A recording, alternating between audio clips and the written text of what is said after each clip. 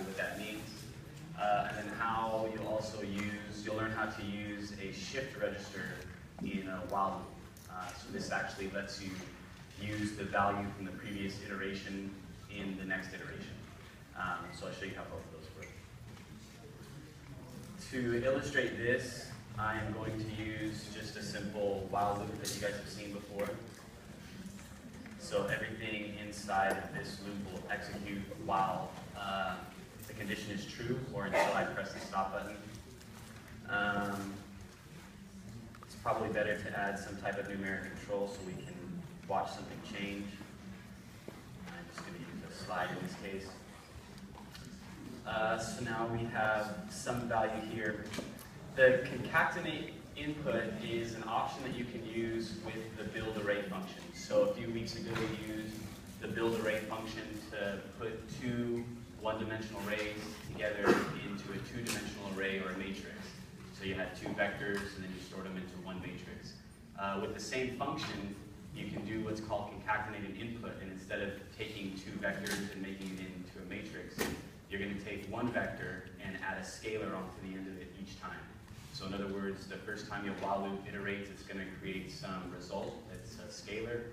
You're going to save that in the first entry in the vector. The next time the loop iterates, it's going to produce a scalar, which will store the next element of the vector, so that your vector keeps getting one element longer each time that your array or your while loop iterates. So to do that, it's real simple. You're just going to search for the build array function that you guys have used before. Just right down here, build array. When you first add it to the VI, you guys have seen before, you're only going to get one input and one output. That's fine for both this example and for your assignment this week. We're going to use two inputs like that. This is very important. Sometimes your VI may not act the way you want it to because LabVIEW makes assumptions about how things are hooked up. So when you use this build array function to concatenate, the first thing you want to do is right-click and switch it to concatenate inputs. So now it knows that it actually wants to concatenate inputs instead of build an array that's one dimension bigger.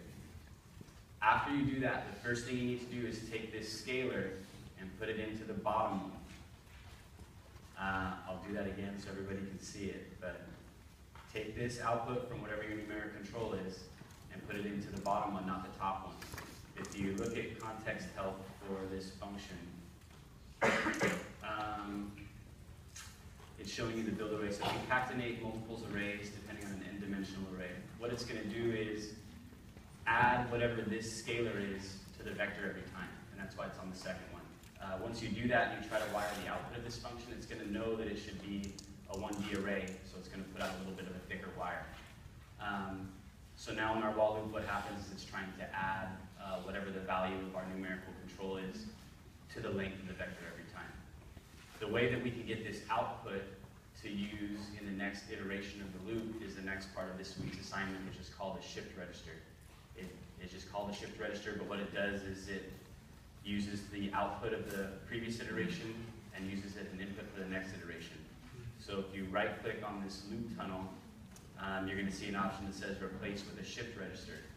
As soon as I click replace with a shift register, you're going to see another input pop up on this left side of the loop. And what that's telling you is that it took the result from here and shifted it over to the left side, so on the next iteration you can use it as an input to a function. Because in LabVIEW, information flows from left to right. So at the beginning of every loop, you want information to flow from left to right. Now if I take this shift register and hook it up to the concatenate array, we have exactly going on what I explained, which is what we want to accomplish. Every time the loop iterates, it's going to add whatever the value of our numeric control is to the vector, and the vector is going to get longer and longer with each iteration that we do it. I showed you guys this a few weeks ago, but just to make sure that I don't max out any memory on my computer, I'm going to put a wait function in here. You guys are going to handle it a slightly different way in your assignment, but that's explained in the assignment. So I'm just going to add a wait millisecond function here. And we'll create a constant, and we'll make it wait 50 milliseconds every time. So now if I highlight execution so you can see what's going on, we'll watch these numbers as the loop iterates. It sends what value it is, and it tells you that this is one value long, Now it's 2 values long. Every time that it comes up, the vector is going to get one more array, or one index longer, until we ask this thing to stop. Another more intuitive way to maybe see that, which is how you guys are actually going to do it in your assignment this week, which I'll show you before you leave, is to use some type of indicator. So I'm going to use a graph in this case. And I'm just going to set some values here.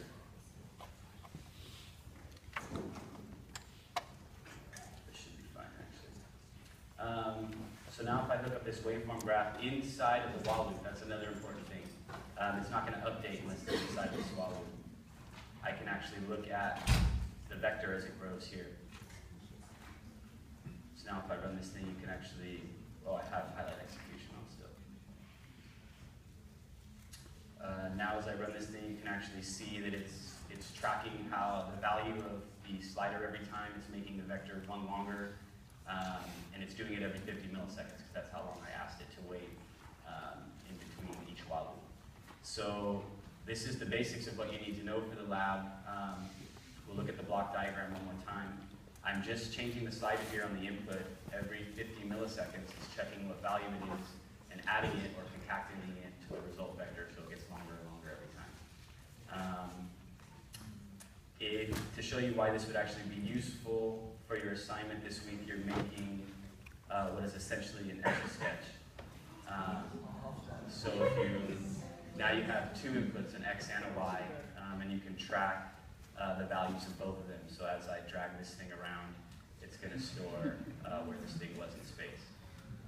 But this is essentially doing the same thing. We're using build array functions to concatenate the next result onto whatever the result vector was, and then go ahead and update whatever the position is. So the important things to remember when you're doing this to make your life a little bit easier.